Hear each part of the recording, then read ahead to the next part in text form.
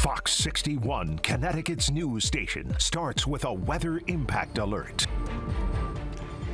Well, look at that fog. This is what a lot of drivers faced this morning on the commute. It looked like this. It was so foggy you could barely see the billboards along the side of the road.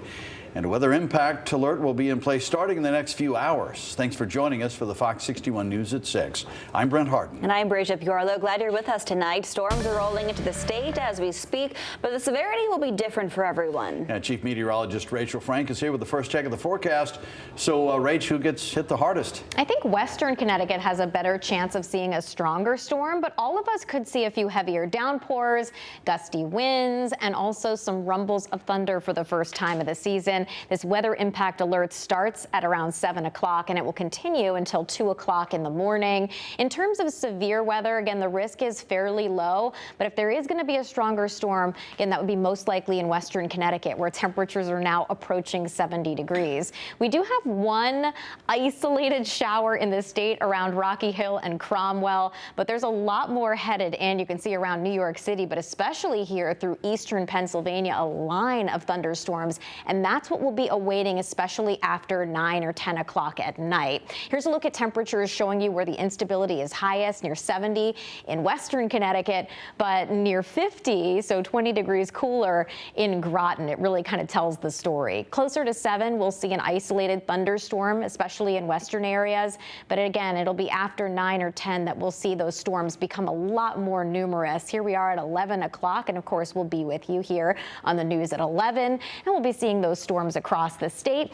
I think the threat for thunder is over after 2 o'clock in the morning, but there could be a lingering spot shower through about 5 or 6 a.m., especially in the eastern half of the state. Otherwise, the rest of the day is looking dry. So again, that weather impact alert until around 2 a.m. We'll take a closer look at the drier weather that follows and when spring showers continue coming up. Thank you, Rachel. Breaking news tonight. Hartford police have arrested a man in connection to a baby's death 2 years ago. They say the man in custody tonight is the baby's stepfather. This all happened in April 2023 at a home on Rosemont Street in Hartford's North End. Police say 7-month-old Jaheim Morley was found unresponsive at the home. The baby died at the hospital. Now, nearly 2 years later, police believe Jaheim's death is a homicide and his 26-year-old stepfather, Dante Morley, was responsible. Our newsroom has calls out to police. Meanwhile, Morley is in custody tonight and being held on $1 million bond. He was arraigned on Friday morning. We have new details tonight about a stabbing at West Farms Mall that happened yesterday. Yeah, 4 people face charges in the case, including the 18-year-old who was hurt. Fox 61's Alicia Hercules shares what police say led up to the attack. 3 of the 4 suspects are minors. Investigators say the group got into a fight and one of the suspects was stabbed in the leg. Farmington police responded to the upper level of the parking garage after a reported fight between several people. When officers arrived, 2 of those suspects ran off. They say they found the suspects hiding in the woods near the garage. Investigators said the group went to the mall specifically to fight. They said 18-year-old Destiny Burgos was fighting with a 15-year-old girl. Other people in the group recorded the incident.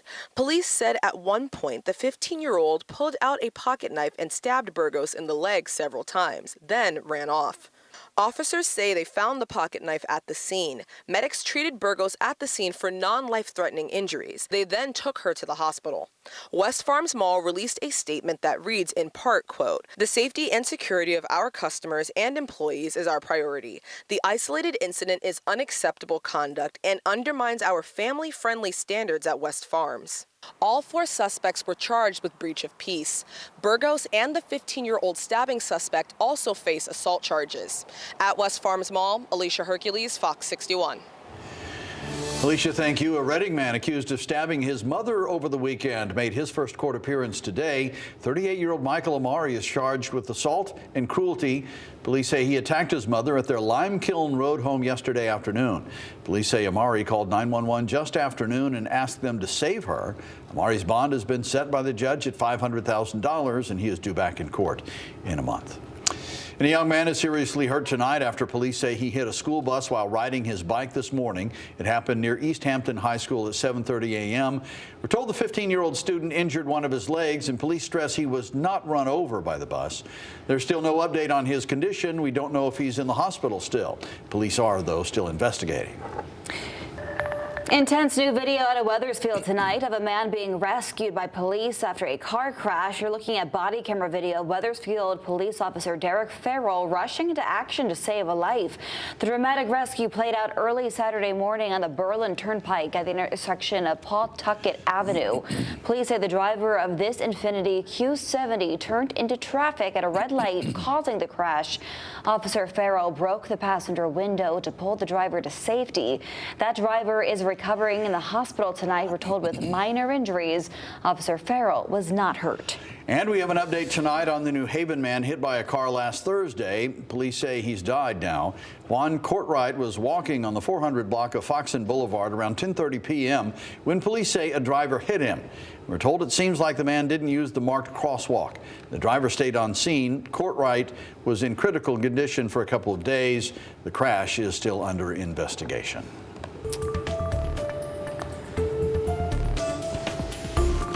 Right now, police officers in Connecticut are not allowed to pull someone over if they smell marijuana or if they suspect the driver might be smoking behind the wheel. But that may change soon. Fox 61's Emma Wolfhorst has more from the state capitol. Law enforcement says since cannabis was legalized in Connecticut in 2021, they've struggled to enforce safety on the roadways. But advocates tell me they feel this measure is a step back and not the way to prevent DUIs. Whole of a person as they are, not in spite of being consuming cannabis, but because I'm able to consume cannabis. After being hit by a car, Melissa Mychak was prescribed medical marijuana. I smoke about a quarter of weed a day. I have started a nonprofit, graduated college, got my child custody back. I have started a recovery organization. Monday, she spoke out against a new bill to change the rules for police detecting cannabis use behind the wheel. This is being looked at as alcohol, and it's not alcohol, it's medicine. The bill would allow officers to pull someone over if they observe both suspected cannabis consumption and detect the odor of burnt cannabis. But Mychak and other advocates like Evelise Correa worry this is too subjective. Smells can be misinterpreted, things can be confused for each other, and also cannabis odor sticks around. You do not need to pull someone over for a joint to witness impairment. In fact, you don't need to witness a cell phone or a beer can.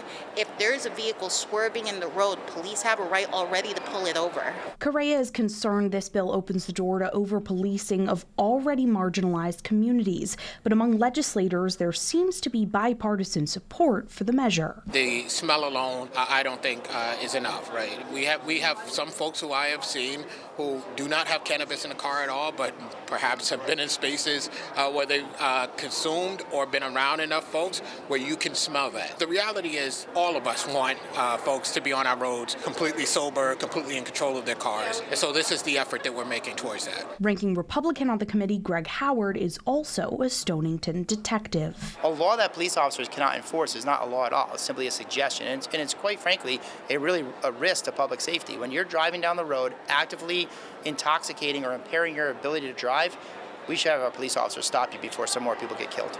Lawmakers on the Judiciary Committee have just through next week until Friday, April 11th to decide whether or not to advance this proposal. Reporting at the state capitol, Emma Wolfhorst, Fox 61. Emma, thank you. Now at 6, a battle between United Healthcare and Hartford Healthcare could put coverage in jeopardy for thousands of patients starting at midnight. Fox 61's Keith McGilvery is in Hartford with the details.